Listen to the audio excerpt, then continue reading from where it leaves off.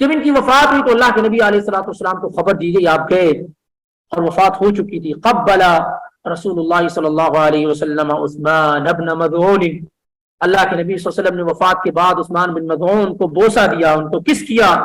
وہ میت، اما عائشہ کہتی ہیں سال میں کہ وہ فوت ہو چکے تھے، وفات کے بعد اللہ کے نبی نے انہیں بوسہ دیا.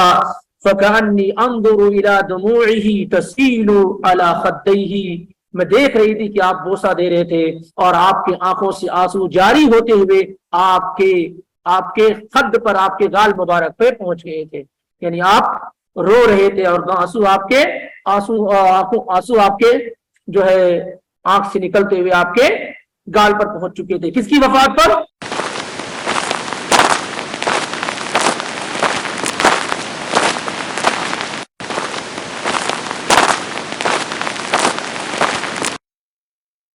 اب اس کے بعد ہمارا اور آپ کا تیسرا درس ہے، وہ بھی انشاءاللہ تیزی کے ساتھ ہی ختم کریں گے. وہ ہے سیرت کے متعلق. وہ ہے کیا ہے؟ سیرت کے متعلق. اور سیرت کے بارے میں جو درس چل رہا ہے وہ کیا ہے؟ بعض صحابہ کا ذکر کر رہے ہیں تاکہ ایمان کے اندر روشنی آ جائے، جلا ہو جائے، ایمان تازہ ہو جائے.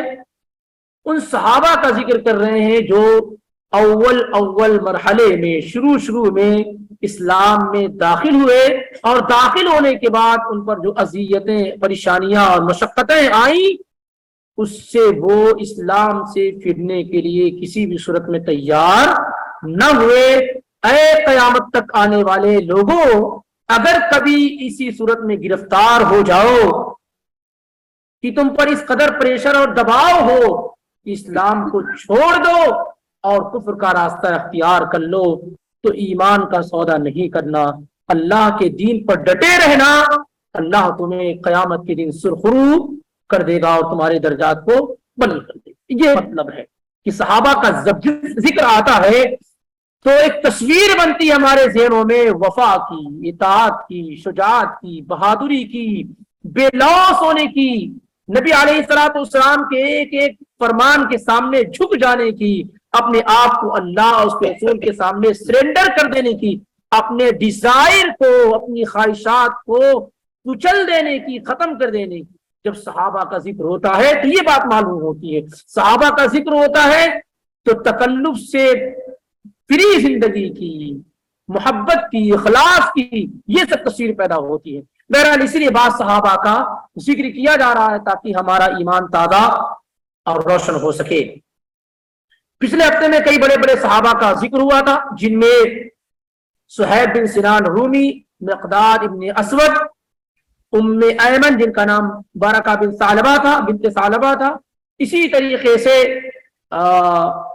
بعض وہ صحابہ کرام جو شروع اسلام میں داخل ہوئے تھے، عمار ابن یاسر کا، ان کی والدہ سمیہ کا، ان کے والد یاسر کا، ان لوگوں کا ذکر ہوا تھا. آج انشاءاللہ رب العالمین بعض ان اہم صحابہ کا ذکر ہو رہا ہے جو شروع اسلام میں داخل ہوئے اور جنہوں نے اسلام کے لیے بڑی قربانیاں پیش کی ہیں. ان میں سے ایک اہم نام عبیدہ بن الحارث بن عبد المطلب بن ہاشم بن عبد مناف. محمد ابن عبداللہ بن عبد المطلب بن ہاشم، عبیدہ بن الحارث بن عبد المطلب. کیا سمجھ میں آیا آپ کو؟ کہ نبی علیہ الصلوۃ والسلام کے کزن ہے، چچا زاد بھائی ہے. عبیدہ بن حارث بن عبد المطلب، محمد بن عبداللہ بن عبد المطلب. عبیدہ یہ نبی علیہ الصلوۃ والسلام کے جو سب سے بڑے چچا تھے. الحارث ان کے صاحبزادے ہیں، ان کے صاحبزادے عبیدہ بن حارث. اور یہ نبی علیہ الصلوۃ والسلام سے 10 سال بڑے تھے. نبی صلی اللہ علیہ وسلم سے کتنے بڑے تھے؟ 10 سال بڑے تھے. اور یہ اس وقت اسلام میں داخل ہوئے جب اللہ کے نبی علیہ الصلوۃ والسلام ابھی دار ارقم میں داخل نہیں ہوئے. دار ارقم وہ یونیورسٹی جہاں آپ لوگوں کو تعلیم اور دین سکھلایا کرتے، تو اس سے پہلے ہی یہ اسلام میں داخل ہو گئے تھے. اور ان کے متعلق عبیدہ بن حارث کے متعلق آپ یہ جان لیں کہ نبی علیہ الصلوۃ والسلام کے پاس ان کے لیے بڑی عزت مقام و مرتبہ تھا. یعنی اللہ کے نبی صلی اللہ علیہ وسلم کے پاس جن کا درجہ تھا، مقام و مرتبہ تھا، ان میں عبیدہ بن الحارث بن عبد المطلب رضی اللہ تعالی عنہ بھی تھے. اور بدر کی لڑائی، یہ تو آپ کو یاد ہی ہوگی، رمضان سن 2 ہجری میں بدر کی لڑائی، جس کو یوم الفرقان کہا گیا، اس میں جب کافروں کی طرف سے یہ چیلنج کیا گیا کہ آؤ مقابلے میں، تو بعض انصار کے نوجوان نکلے ان سے مقابلہ کرنے کے لیے. تو انہوں نے کہا نہیں، ہم ان سے مقابلہ نہیں کریں گے، ہم ان سے مقابلہ کریں گے جو ہمارے اپنے، جن سے ہمارا رشتہ ہے. تو اللہ کے نبی صلی اللہ علیہ وسلم نے کہا یا علی قم، یا حمزہ قم، یا عبیدہ قم. آپ نے اپنے 3 قریبی لوگوں کو بھیجا، اپنے چچا حمزہ کو، اپنے چچا زاد بھائی عبیدہ بن الحارث کو، اور اپنے چچا زاد بھائی اور داماد علی بن ابی طالب رضی اللہ تعالی عنہما کو. اور بدر کے موقع پر علی اور حمزہ دونوں بھاری پڑے، ان کو کچھ بھی نہیں ہوا، کوئی زخم نہیں لگا. ادھر سے بھی 3 تھے، ادھر سے بھی 3 تھے. کون کون تھے ادھر سے؟ شیبہ بن ربیعہ، عتبہ بن ربیعہ، اور ولید بن عتبہ. اس میں اختلاف ہے کون کس کے ساتھ لڑ رہا تھا، لیکن 3 ادھر سے کون تھے؟ حمزہ، علی اور عبیدہ بن الحارث. ادھر سے 3 کون تھے؟ شیبہ بن ربیعہ، عتبہ بن ربیعہ اور ولید بن عتبہ. دونوں نے، حمزہ اور علی نے تو اپنے پارٹنر کا کام فوراً تمام کر دیا، تھوڑی ہی لمحے میں دونوں کو ڈھیر کر دیا. لیکن عبیدہ بن حارث رضی اللہ تعالیٰ عنہ کو کچھ زخم آ گئے، ان کو کچھ زخم آ گئے تھے. قتل تینوں ہو گئے، لیکن ان کو کچھ زخم آ گئے تھے عبیدہ بن الحارث رضی اللہ تعالیٰ عنہ کو. اور یہی وہ لوگ ہیں جن کے بارے میں اللہ تعالیٰ نے قرآن کی آیت نازل فرمائی، ہذان خصمان اختصموا فی ربہم. یہ وہ لوگ ہیں جنہوں نے اپنے رب کے لیے لڑائی کی. اور سمرات کون ہے؟ وہ علی ہیں، حمزہ ہیں اور عبیدہ بن حارث رضی اللہ تعالیٰ عنہ. یہ اول داخل ہیں. اور عبیدہ بن حارث رضی اللہ تعالیٰ عنہ کا ایک معاملہ یہ بھی ہے کہ انہوں نے ہجرت بھی کی، اور اسی طریقے سے مدینہ آنے کے بعد جو پہلی جنگ ہوئی بدر سے پہلے، سریہ اس کو کہتے ہیں، جس جنگ میں اللہ کے نبی شریک ہوتے تھے اس کو کیا ہے؟ غزوہ کہتے ہیں. اور جس میں آپ کسی کو لیڈر بنا کے بھیجتے ہیں اس کو سریہ کہتے ہیں. تو سن 1 ہجری میں اللہ کے نبی صلی اللہ علیہ وسلم نے ایک سریہ میں عبیدہ ابن حارث رضی اللہ تعالی عنہ کو بھیجا تھا. اور وہیں سے واپسی پر عبیدہ بن حارث رضی اللہ تعالیٰ عنہ کو کچھ زخم لگے تھے، اور اسی میں ان کی وفات ہو گئی. اسی میں ان کی کیا ہے؟ وفات ہو گئی. ان کی عبیدہ بن الحارث رضی اللہ تعالی عنہ کی. اور یہ غالباً، یقیناً غالباً سن 2 ہجری یا 3 ہجری کی بات ہے، 2 یا 3 ہجری کی بات ہے. اس کے بعد دوسرے جو صحابی ہیں وہ ہے ابو سلمہ عبداللہ بن عبد الاسد بن ہلال المخزومی. ابو سلمہ اسی نام سے مشہور ہے، نام کوئی نہیں جانتا ہے، کنیت سے ہی مشہور ہے. ابو سلمہ نام کیا ہے؟ عبداللہ بن عبد الاسد بن ہلال المخزومی. یہ بھی بالکل شروع اسلام میں داخل ہونے والوں میں سے ہیں. ابن اسحاق کہتے ہیں کہ 10 لوگوں کے بعد یہ اسلام لائے، 10 لوگوں کے بعد یہ اسلام میں داخل ہوئے. کون؟ ابو سلمہ عبداللہ بن اسد بن عبد الاسد المخزومی رضی اللہ تعالی عنہ. ان کا رشتہ نبی علیہ الصلوۃ والسلام سے کیا ہے؟ یہ نبی صلی اللہ علیہ وسلم کی پھوپھی برہ بنت عبد المطلب کے صاحب زادے ہیں. کون ہے یہ؟ نبی صلی اللہ علیہ وسلم کے پھوپھی کے لڑکے ہیں، برہ بنت عبد المطلب کے بیٹے یعنی نبی صلی اللہ علیہ وسلم کے پھوپھی زاد بھائی ہیں، ابو سلمہ عبداللہ بن عبد الاسد المخزومی۔ دوسرا رشتہ کیا ہے ان سے؟ ایک یہ بھائی ہو گئے پھوپھی زاد بھائی، دودھ سے دودھ شریک بھائی ہیں، دودھ شریک بھائی ہیں۔ نبی علیہ الصلوۃ والسلام سے جب یہ کہا گیا کہ آپ ام سلمہ کی لڑکی سے نکاح کر لیں، تو اللہ کے نبی علیہ الصلوۃ والسلام نے کہا انہا ابنۃ اخی من الرضاعہ ارضعتنی وابا سلمہ ثویبہ، میں اپنی بھتیجی سے کیسے نکاح کر لوں؟ اگر صرف پھوپھی زاد بھائی ہوتے تو ان کی بیٹی سے نکاح جائز ہوتا کہ نہیں ہوتا؟ جائز ہوتا، لیکن آپ نے کیا کہا؟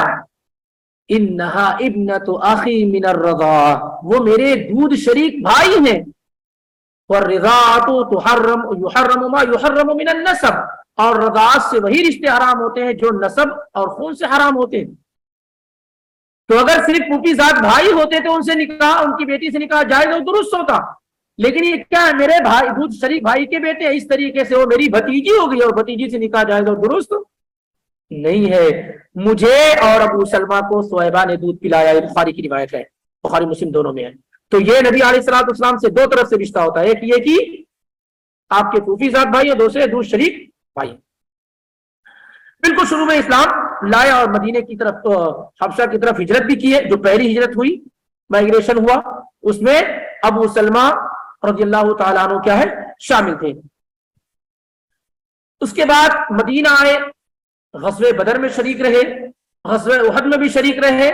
غزوہ احد میں لڑائی کے دوران ان کو زخم لگے جس کی وجہ سے ان کی وفات ہو گئی۔ سن 4 ہجری میں ابو سلمہ عبداللہ بن عبد الاسد رضی اللہ تعالیٰ عنہ کی وفات ہوئی۔ اللہ کے نبی صلی اللہ علیہ وسلم ان کے جنازے وغیرہ میں شامل ہوئے، تمام کی تمام چیزوں میں، اور ان کے بچوں میں عمر، سلمہ، زینب اور درہ ہیں، اور سب یہ صحابہ ہیں، سب کیا ہے صحابی ہیں سارے کے سارے۔ اور بہت مشہور روایت ہے جو سارے لوگ جانتے ہیں، اللہم اجرنی فی مصیبتی خیرا منہا واخلفنی خیرا منہا، یہ انہی سے ہے۔ انہوں نے اللہ کے نبی صلی اللہ علیہ وسلم سے یہ سیکھا، ابو سلمہ المخزومی نے، اور یہ بات آ کر کے انہوں نے اپنی بیوی ام سلمہ سے بیان فرمایا اور کہا کہ اللہ کے نبی صلی اللہ علیہ وسلم فرماتے ہیں جب تم میں سے کسی کو مصیبت آئے، کوئی پریشانی آئے، تو کیا کہے وہ انا للہ و انا الیہ راجعون، انا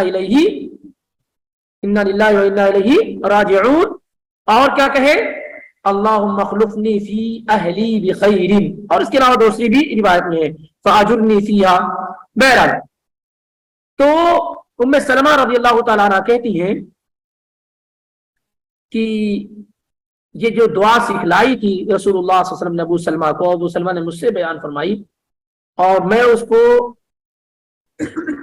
کہتی رہی، وَأَبْدِلْنِي خَيْرًا مِنْهَا، کہ اللہ مجھے اس سے بہتر دے دے، جو مصیبت آئی ہوئی ہے، جو تو نے مجھ سے لیا، اس سے بہتر دے دے۔ تو کہتی ہیں کہ وَمَنْ خَيْرٌ مِّنْ أَبِي سلمہ، اس روئے زمین پر میرے شوہر ابو سلمہ سے بھی بہتر کوئی ہو سکتا ہے کیا؟ دعا میں الفاظ کیا تھے؟ اللہم اجرنی فی مصیبتی واخلفنی خیرا منہا، اللہ میری اس مصیبت پر مجھے کیا دے؟ اجر دے، اور مجھے اس سے بہتر دے۔ تو کہتی تھی کہ کیا روئے زمین پر ابو سلمہ سے بھی بہتر کوئی ہو سکتا ہے؟ اس لیول کے شوہر تھے۔ فما زلت حتی قلتها، میں اس کو برابر کہتی رہتی، کب سمجھ میں آئے جب میرا نکاح رسول اللہ صلی اللہ علیہ وآلہ وسلم سے ہو گیا، پھر مجھے اس دعا کی برکت سمجھ میں آئی کہ وَأَخْلِفْنِي خَيْرًا مِنْهَا، اے اللہ مجھے اس کا بہتر بدلہ دے دے۔ یہ جو اللہ کے رسول صلی اللہ علیہ وآلہ وسلم کی شکل و صورت میں ملا، سمجھ رہے ہیں؟ بہرحال تو یہ بھی شروع اسلام میں داخل ہونے والوں میں سے ہیں۔ اسی طریقے سے تیسرے صحابی جن کا ذکر ہونا ہے وہ ہے عثمان بن مظعون رضی اللہ تعالی عنہ۔ عثمان بن مظعون رضی اللہ تعالی عنہ عثمان بن مظعون بن حبیب القرشی رضی اللہ تعالی عنہ، بڑے اعلیٰ درجے کے صحابی ہیں، بالکل شروع اسلام میں یہ بھی داخل ہوئے، اور صحابہ کہتے ہیں کہ 13 لوگوں کے بعد عثمان بن مظعون 14ویں نمبر پہ اسلام میں داخل ہوئے۔ یہ اور ان کے بیٹے سعید بن عثمان بن مظعون یہ سب حبشہ کی طرف ہجرت کرنے والوں میں شامل تھے۔ اور عثمان بن مظعون رضی اللہ تعالیٰ عنہ وہ صحابی ہیں جنہوں نے شراب کی حرمت سے پہلے ہی اپنے آپ پر شراب کو حرام کر رکھا تھا۔ شراب کی حرمت تو بہت بعد میں ہوئی نا، شراب کی حرمت، شراب جو حرام ہوا کب ہوا؟ خیبر کے موقع پر 7 ہجری میں۔ اس سے پہلے شراب کیا تھی؟ حلال تھی۔ تو یہ ان صحابہ کرام میں سے ہیں جب شراب حلال تھی تب بھی انہوں نے اپنے اوپر شراب کو اپنے آپ سے حرام کر رکھا تھا کہ میں شراب نہیں پیوں گا۔ میں بہت عبادت گزار صحابہ میں سے تھے، ان کا شمار عثمان بن مظعون رضی اللہ تعالیٰ عنہ کا بہت عبادت گزار صحابہ میں سے ہوتا ہے۔ ایک مرتبہ تو یہ اللہ کے نبی صلی اللہ علیہ وسلم کے پاس آئے، کون؟ عثمان بن مظعون۔ سعد بن ابی وقاص رضی اللہ تعالیٰ عنہ کہتے ہیں کہ یہ اللہ کے نبی صلی اللہ علیہ وسلم کے پاس آئے اور کہنے لگے کہ اللہ کے نبی ہمیں خصی ہو جانے کی رخصت اور اجازت دے دیجیے۔ خصی ہونا سمجھتے ہیں؟ یعنی مرد میں جو ڈیزائر ہوتی ہے شرمگاہ کے اندر اس کو ختم کر دیا جائے، آپریشن کر کے نکال دیا جائے، خلاص پھر ڈیزائر رہی نہیں۔ تو اللہ کے نبی صلی اللہ علیہ وسلم کے پاس اس لیے آئے، اتنی عبادت ہے، اب اس میں ڈیزائر رہے گی تو بیوی کے پاس جانا وغیرہ وغیرہ ساری کی ساری چیزیں۔ تو اللہ کے نبی صلی اللہ علیہ وسلم کے پاس آئے یہ اجازت دینے کے لیے کہ ہمیں خصی کر دیا جائے، خصی ہونے کی رخصت اور اجازت دے دی جائے، ہم وہ حصہ نکال لیں جس سے ڈیزائر پیدا ہوتی ہے، جیسے بکری وغیرہ کے ساتھ کی طرح۔ تو نبی علیہ الصلوۃ والسلام نے کیا؟ رد رسول اللہ صلی اللہ علیہ وسلم علی عثمان بن مظعون التبتل، نبی صلی اللہ علیہ وسلم نے ان کو ریجیکٹ کر دیا، لوٹا دیا، چلو یہاں سے، اس کی اجازت ہمارے دین کے اندر نہیں۔ وَلَوْ آذِنَا لَاخْتَصَيْنَا، اور سعد بن ابی وقاص رضی اللہ عنہ کہتے ہیں کہ اگر آپ اجازت دے دیتے ان کو تو ہم سارے کے سارے صحابہ خصی ہو جاتے، کیونکہ ہم سب یہی چاہتے تھے خوب عبادت کریں۔ لیکن عبادت صرف یہ نہیں ہے، عبادت اللہ کی اطاعت ہے، بیویوں کے پاس جانا بھی کیا ہے؟ عبادت ہے۔ اس اعلیٰ درجے کے عبادت کرنے والے کیا ہے؟ صحابی تھے یہ۔ اور یہ عثمان بن مظعون رضی اللہ تعالیٰ عنہ عبداللہ ابن عمر کے ماموں بھی ہوتے ہیں، عبداللہ بن عمر کے ماموں، یعنی امیر المومنین عمر بن خطاب کے سالے ہوتے ہیں عثمان بن مظعون رضی اللہ تعالی عنہ۔ ان کی بیوی جو ان کی بہن جو تھی زینب بنت مظعون، وہ عمر رضی اللہ تعالیٰ عنہ کی بیوی اور عبداللہ ابن عمر کی والدہ تھیں، حفصہ رضی اللہ تعالیٰ عنہ کی بھی والدہ تھی۔ اور جب ان کی وفات ہوئی، یہ مہاجرین صحابہ میں، مہاجرین صحابہ سمجھتے جو مکہ سے آئے ہوئے تھے، ان میں سب سے پہلے وفات پانے والے صحابی ہیں، سب سے پہلے وفات پانے والے صحابی ہیں کون؟ عثمان بن مظعون رضی اللہ تعالی عنہ۔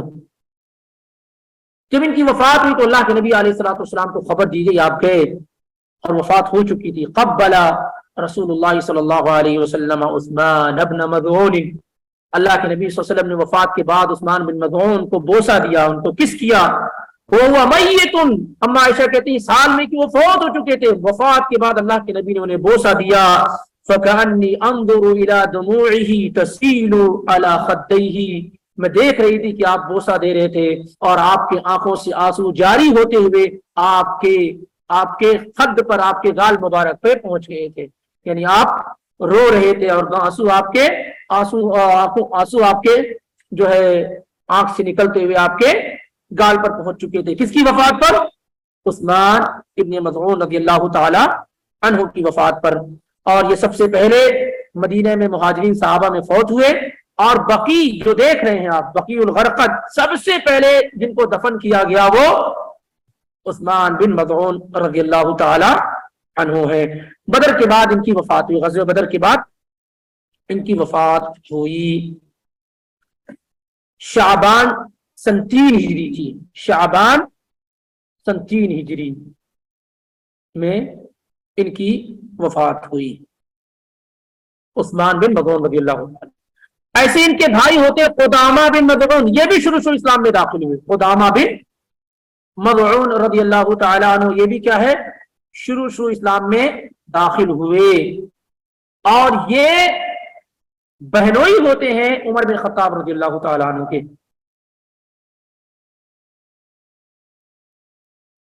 نہیں سمجھ پائے نا؟ عثمان بن مظعون بہنوئی کس کے تھے؟ ان کے عثمان بن مظعون کے بہنوئی کون تھے؟ عمر بن خطاب رضی اللہ تعالی عنہ۔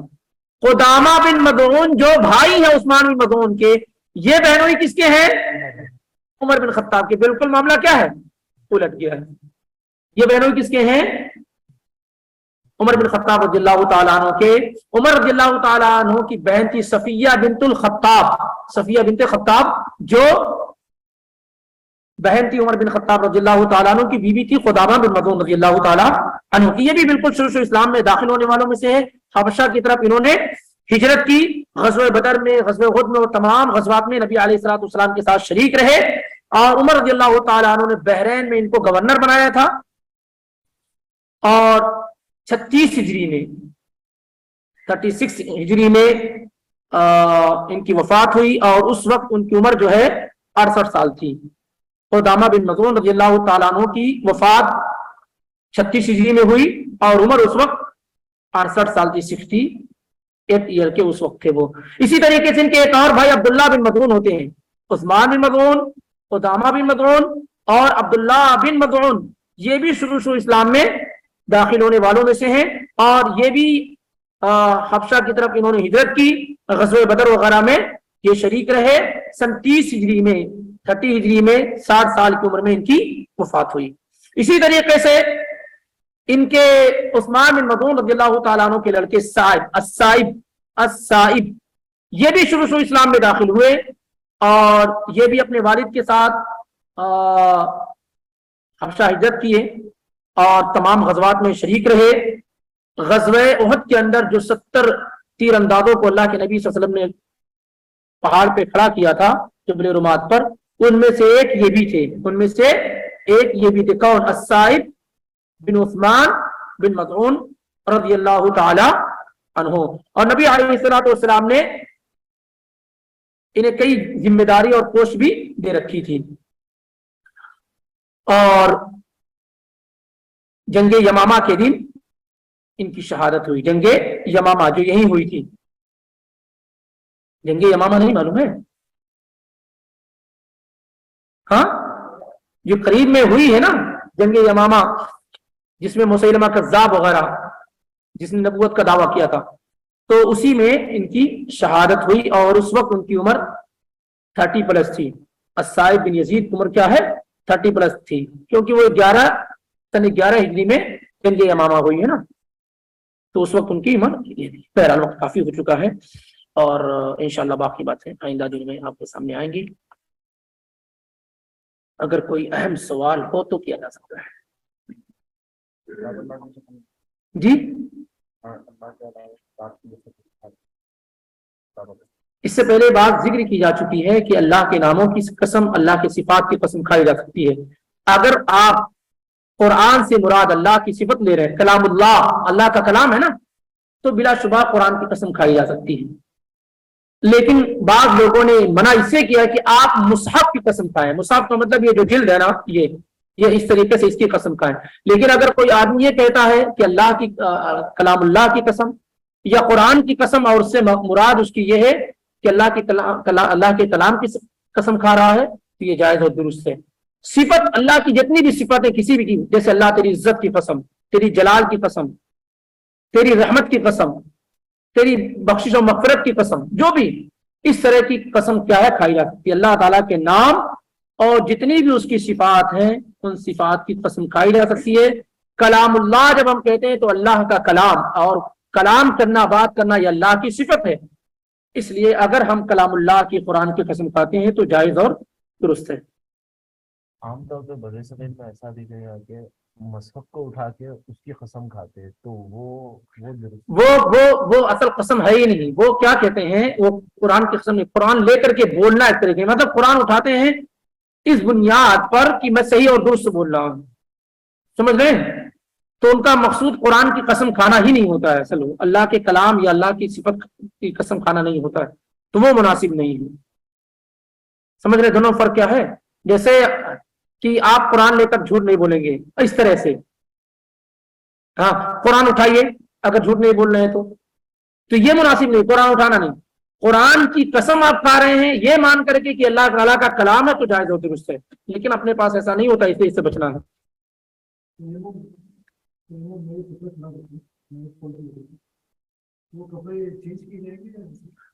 بہت اچھی بات ہے، نائٹ فال وغیرہ کی وجہ سے اگر کپڑے پہ منی لگ جائے، سیمنٹ لگ جائے تو اس کا کیا حکم ہے؟ ام المؤمنین عائشہ صدیقہ رضی اللہ تعالیٰ عنہ کی روایت، اگر آپ کے پاس کپڑے ہیں تو بلا شبہ چینج کر لیجیے، دھونے کی صورت ہے تو اس کو دھل لیجیے۔ اما عائشہ رضی اللہ تعالیٰ عنہ کے متعلق صحیح مسلم میں دو روایات موجود ہیں دو طرح کی، ایک تو یہ ہے کہ کہتی ہیں کہ کنت افرق المنی من ثوب رسول اللہ صلی اللہ علیہ وسلم، میں اللہ کے نبی صلی اللہ علیہ وسلم کے کپڑے سے منی کو کھرچ دیتی تھی، اذا کان یابس، جب وہ خشک ہو جائے، جب سوکھ جاتی تھی تو میں اس کو کیا کرتی تھی؟ کھرچ دیتی تھی۔ فیصلی فیہ، اور آپ صلی اللہ علیہ وسلم اسی کپڑے میں نماز پڑھتے تھے اور منی کا اثر ظاہر ہوتا تھا، اور اگر وہ تر ہوتی تھی تو اس کو دھل دیتی تھی، اس کو کیا کرتی تھی، جیسے یہاں لگی ہوئی ہے ٹھیک ہے تو اس کو کیا ہے، دھل دیتی تھی۔ یہ طریقہ ہے۔ تو اگر آپ کپڑے کو چینج کرنا چاہتے ہیں، اللہ نے دیا ہے تو دوسرا چینج کر لیجیے۔ کسی ایسی جگہ ہے جہاں پر آپ چینج نہیں کر سکتے، ایک ہی کپڑا ہے، آپ اس جگہ کو دھل لیجیے، دھلنے کی بھی سہولت نہیں، پانی بھی نہیں ہے، سوکھ جائے تو آپ اس کو کیا ہے، ترنت لیجیے، سمجھ رہے ہیں؟ یہ کافی ہے۔ ایک اصل میں ایک بڑا معاملہ یہ آئے گا کہ یہ پاک ہے کہ ناپاک ہے، سب سے بڑا معاملہ یہ ہے، سب سے بڑا معاملہ یہ ہے۔ جن کے یہاں ناپاک ہے تو وہ کہتے ہیں کہ دھلنا ضروری ہے، اور ام المؤمنین عائشہ صدیقہ رضی اللہ تعالیٰ نے ان کا دھلنا یا ان کا خرچنا اس بات کی دلیل ہے کہ ناپاک ہے، حالانکہ یہ وجہ نہیں تھی دھلنے کی، ورنہ بہت ساری چیزیں پاک ہوتی ہے، لیکن آدمی کیا ہے، اب آپ مان لیں کپڑے پہ تھوک اور بلغم لگ جائے تو آپ کیا کریں گے، اس کو صاف کریں گے، تو بلغم ناپاک تو نہیں ہے نا، بلغم کیا ہے، ناپاک نہیں ہے۔ تو یہ ایک بڑا معاملہ ہے۔ بہرحال اس مسئلے میں یہ کہ اگر آپ کے پاس دوسرے لباس ہے تو آپ چینج کر لیں، نہیں ہے تو آپ اسی جگہ کو جہاں لگی ہوئی ہے اس کو آپ دھل لیں، پھر اس میں آپ نماز پڑھ سکتے ہیں، کوئی مسئلہ نہیں ہے۔ اور اس سے پہلے بھی یہ ذکر کیا جا چکا ہے کہ اگر انسان کے کپڑے پہ کھانے کے داغ لگے ہوں، جسے کہیں گوشت کھا کر آیا اور سالن لگ گیا، گر گیا، تو بہت سارے لوگ پریشان ہو جاتے ہیں، کیا لوگ کہیں گے، کوئی عیب کی بات نہیں ہے یہ، یا کپڑے پہ کچھ داغ لگ گئے، اس طرح سے کوئی عیب کی بات نہیں ہے۔ نبی صلی اللہ علیہ وسلم وہی کپڑے میں گئے جس پر منی کے اثرات، جب منی کے نشان کو قبول کیا جا سکتا ہے تو دوسری چیزیں کیا ہے، نارمل ہے، اس لیے بہت زیادہ پریشان نہیں ہونا۔ آپ کے پاس سہولت ہے صاف کرنے کی، صاف ہو جانے کی الگ بات ہے، لیکن یہ کہ بہت سارے لوگ گھر سے باہر نہیں نکلیں گے اگر وہ کیا ہے، کپڑے میں تھوڑا سا کوئی کھانے پینے کا داغ لگ گیا، ایسا نہیں ہونا چاہیے۔ بہرحال واضح ہوا، سمجھ میں آیا کہ نہیں آپ کو؟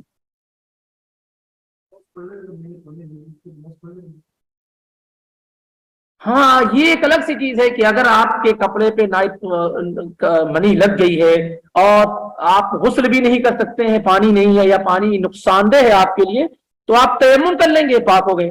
اب مسئلہ رہا کپڑے کی پاکی کا، مسئلہ کیا رہا کہ اگر کپڑا پاک ہے کہ نہ پاک ہے، اگر سوکھ گئی تو کھرچ لیجیے، نہیں تو ویسے اس میں نماز پڑھ لیجیے، اگر دوسرا کپڑا ہے تو چینج کر لیجیے، نہیں تو اس میں نماز پڑھ لیجیے، کیونکہ راجح قول کے مطابق سیمن اور منی یہ کیا ہے، پاک ہے۔ اب یہ وقت نہیں کہ اس پہ گفتگو کی جائے، راجح قول کے مطابق کیا ہے، پاک ہے۔ یہ الگ بات ہے، بہت سارے لوگ بہت بدتمیزیاں کرتے ہیں اس سلسلے میں، حالانکہ دلائل سے آپ بھی بات کر رہے ہیں، دلائل سے آپ، کچھ لوگ کہتے ہیں پاک ہے تو کھا پی لو، تو یہ تھوڑا مطلب ہر جو چیز پاک ہو کھائی پی جائے، بھائی بلغم پاک ہے تو کیا آدمی کھائے گا پیے گا؟ تو بہت سارے لوگ جو ہے دوسرے قول کا مذاق اڑاتے ہیں، ہندوستان وغیرہ میں خاص طور سے جب یہ کہا جاتا ہے تو لوگ اس طرح سے رسپانس اور ریئیکٹ کرتے ہیں۔ تو ہر پاک چیز یہ نہیں کہ کھائی جائے، مٹی پاک ہے تو کیا آپ کھائیں گے؟ سمجھ رہے ہیں؟ تو صحیح بات یہ ہے کہ یہ پاک ہے. دھلنا اس کا کیا؟ دھلنا صرف اس وجہ سے ہے کہ جیسے کپڑے میں اور کوئی چیز لگ جاتی ہے تو اس کو صاف کیا جاتا ہے، ایسے اس کو بھی صاف کیا جا رہا ہے. سمجھ رہے ہیں؟ بہرحال تو اگر کپڑے دوسرے موجود ہیں تو آپ اس کو پہن لیں، نہیں تو اسی میں آپ نماز پڑھ لیں. واللہ اعلم. جی دونوں ہاتھ سے پیر پہ جو مسا، دونوں ہاتھ ایک ہی ہاتھ سے دونوں بھی پیر پہ کر سکتے ہیں؟ کر سکتے ہیں، لیکن زیادہ بہتر حدیث کے الفاظ فمسح علیہما، پھر آپ نے اپنے دونوں مزوں پر مسح کیا، تو زیادہ بہتر یہی کہ دونوں پر ایک ساتھ کیا جائے. نہیں تو دایاں کو دائیں سے، بائیں کو بائیں کو کریں. لیکن صرف دائیں سے بائیں اور بائیں دونوں پہ کر کوئی مسئلہ نہیں، جائز ہے، بالکل جائز کر سکتے ہیں. نہیں معلوم ہے، دیکھیے اب یہ یہاں سے آپ شروع کر رہے ہیں نا، یہاں سے لا کر کے چھوڑ دیجیے، یہاں سے تو خلاص ہو گیا. ضروری نہیں ہے موزہ نکالنا، کسی چیز کے لیے ضروری کب ضروری ہوگا؟ جب آپ کو غسل کی ضرورت آ جائے گی. ورنہ لیٹرین، باتھ روم اور سونا، ان تمام چیزوں کے لیے صفوان رضی اللہ عنہ کی روایت میں ہے، موجود ہے کہ نبی صلی اللہ علیہ وسلم نے صرف جنابت کے لیے، جب آپ کو غسل آپ پر ضروری ہو گیا تو آپ کو اب نہانا ہے تو اب موزہ اتارنا ہی ہے. باقی پیشاب، پیخانہ، قضاء حاجت ضرورت کے لیے یا سونے کے لیے ان میں موزے اتارنے کی ضرورت نہیں. ٹکنا ضروری ہے مطلب واللہ عالم یہی زیادہ راجح معلوم ہو رہا ہے. ٹکنے کے نیچے جو اینکل ساکس جو ہے اس سے بچا جائے، اس سے بچا جائے. جی نہیں علم ہے مجھے اس بارے میں پورا، آئندہ ہفتے میں دیکھتے ہیں، کیونکہ ایک مختلف ہی معاملہ ہے تو اس کو مزید دیکھ کر ہی بتایا جا سکتا ہے.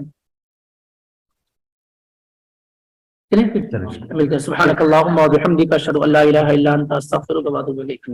ارے بھی انعام انعام انعام انعام، رک جائے ایک منٹ انعام لیتے ہوئے جائیں.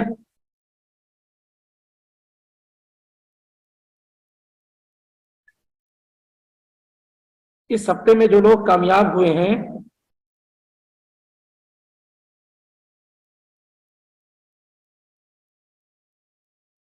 وہ ہے یسار الصدف. کون ہے یسار الصدف؟ سگاف اس طریقے سے کوئی ہے یا یاسر الصداف ہیں؟ انہوں نے 25 میں 25 نمبر پورے حاصل کیے. کون ہے؟ یاسر الصداف نہیں. ہاں اسی طریقے سے حسن امتیاز خان، حسن امتیاز خان انہوں نے پورے نمبر حاصل کیے ہیں 25 میں سے 25. آئیے انعام لے جائیے. تیسرا نمبر حاصل کیا ہے معیز احمد 25 میں سے 24 نمبر. وہ بھی انعام لے جائیں. جن لوگوں کے انعام پینڈنگ ہے وہ ان میں محمد شمشیر اگر ہے تو انعام لے لیں، فیروز شیخ ہے تو انعام لے لیں، اور یاسر السگاف. اچھا یہ ان کو دو دیں، نہیں آئے نا آج بھی نہیں ہے نا. بہت خوب بہت خوب میں صاحب جزاک اللہ خیر.